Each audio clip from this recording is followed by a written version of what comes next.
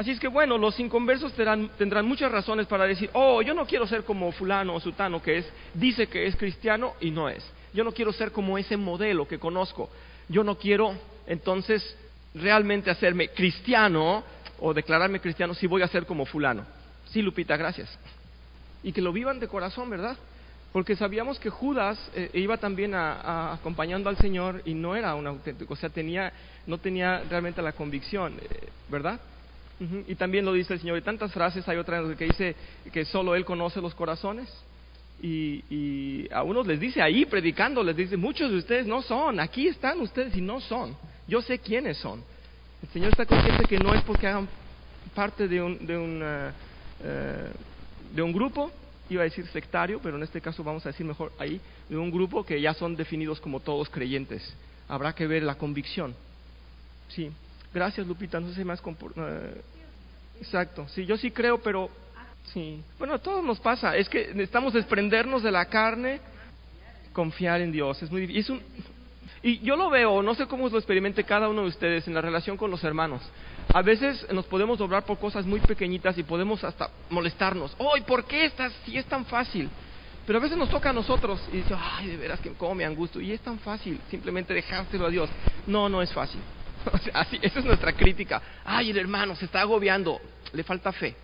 No, tal vez está realmente doliéndole y tenemos que darle más confianza y orar por él, pero sí es difícil dejarle las cosas al Señor porque es nuestra carne y es lo que estamos viviendo. Como decía el pastor, es lo que estamos sintiendo, es lo que nos está doliendo, es lo que conocemos, ¿no? Pero también debemos aprender a conocer ese gozo espiritual que es por encima del dolor de la carne. Hay un gozo espiritual. El número 4 dice aquí, aún las naciones supuestamente avanzadas que hoy día están abrazando el escepticismo han tenido una fuerte influencia del cristianismo en su historia, pero se ha envanecido. Conocemos los Estados Unidos, fueron fundados en su tiempo por cristianos y los billetes, ¿verdad? Dicen, confiamos en Dios, y la educación era bíblica. La educación en un principio era bíblica, en todas las universidades estaba presente la Biblia como una referencia. Cuando la descartaron, se vino abajo la sociedad en su moral. Ya no hubo esa estructura de amalgama que tenía en las culturas. Ya sabemos que era los Estados Unidos son un país de colonias de diferentes pueblos, pues se destruyó esa unión porque se fue la palabra de Dios, se fue la ética, se fue la moral y eso destruye la sociedad. Dice, eso nos muestra que en realidad el número de convertidos en tales sociedades era mínimo o no se mantuvo en las nuevas generaciones. También debemos cuestionar el nivel de desarrollo en el campo espiritual cuando analizamos sus tasas de suicidio, inseguridad y otros patrones de comportamiento. Pues es espantoso, ¿verdad? Que en los colegios lleguen con armas y cada vez lo vemos más en los Estados Unidos. Es triste que aún en este tiempo esté pasando eso. Ya no hay esa visión de moral, de unión y de respeto por la Biblia. El punto 5 dice, el ateísmo coherente, y aquí tengo que situarlos a ustedes, invitarlos a que se sitúen en esto. Si estamos pensando que un ateo habla coherente, es coherente con lo que piensa, leámoslo así. El ateísmo coherente debe reconocer que la vida y la moral realmente carecen de significado. No nos extraña, por eso, que los más grandes genocidios han sido cometidos por ateos o por personas que han abrazado el evolucionismo. Yo estoy citando estos tres solamente por lo siguiente: Mao, Stalin y Hitler, todos ellos en el siglo XX. Cuando nos digan, es que a Dios se le pasó entonces, porque hubo un tsunami, ¿cómo puede ser Dios tan ingrato? Y pueden ponerle muchos calificativos y decir, ¿cómo puede ser, decir ustedes que es Dios toda bondad y toda generosidad y toda pureza cuando está permitiendo que mueran unos miles o unos cientos en un atentado, o está permitiendo tal desastre natural? Y luego también dicen, bueno, es que el cristianismo ha llevado a tantas muertes, y entonces nos quieren presentar a un Dios que no tiene sensibilidad, que no está manifestando su bondad. No es para retarlos, pero tendremos nosotros que saber lo siguiente: los ateos y el movimiento totalmente en contra de Dios, como lo es el comunismo, ha matado más personas en el siglo XX que en todos los siglos pasados.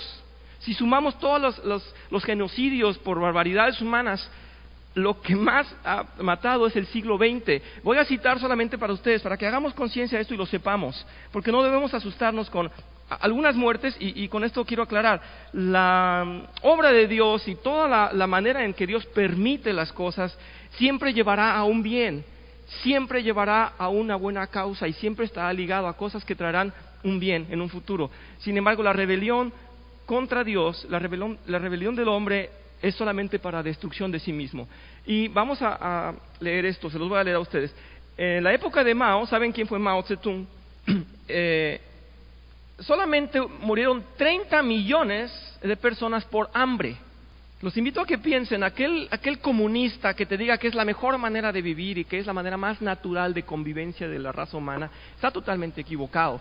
Ha sido una serie de torturas y de presión para que se imponga el comunismo. Es realmente una tiranía el comunismo.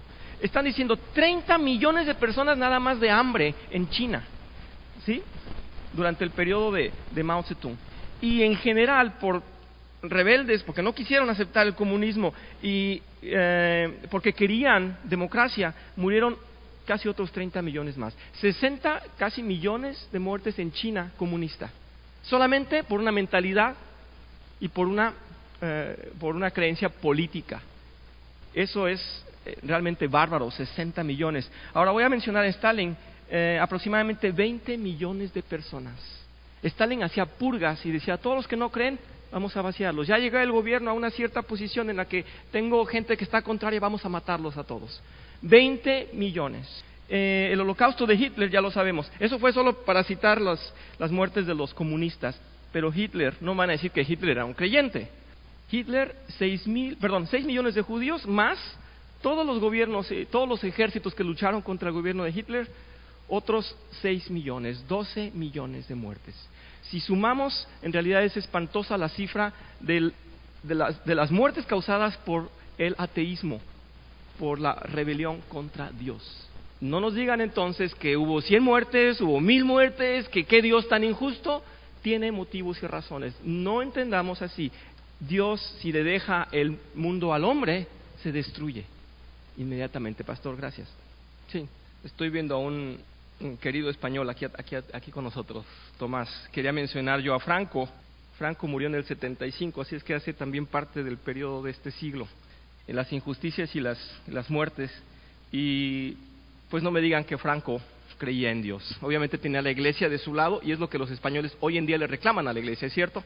Hoy en día por eso dicen ¡hostia! Y por eso dicen tantas frases que no voy a mencionar aquí, pero están contra la iglesia por solapar a estos tiranos. Entonces no nos dé nada de gusto cuando los jóvenes se inspiran en el Che Guevara y en esas cuestiones comunistas, porque no están bien enfocadas. Recordemos esto, el marxismo está contra el cristianismo, que nunca se nos venga la idea que nosotros podíamos ser o tener una tendencia comunista.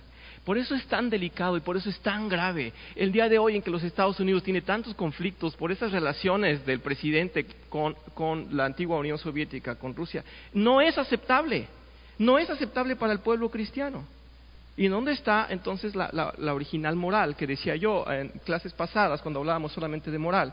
Hay una inconsistencia en el mundo, una inconsistencia intelectual y filosófica en el mundo. ¿A dónde vamos? Si hay inconsistencia filosófica en el mundo, intelectual, ¿qué estamos haciendo? Es una destrucción total. No es una cuestión de que yo prefiero ser capitalista o yo prefiero ser comunista. Es que a Dios nunca le entró la idea del comunismo. Comprendámoslo así.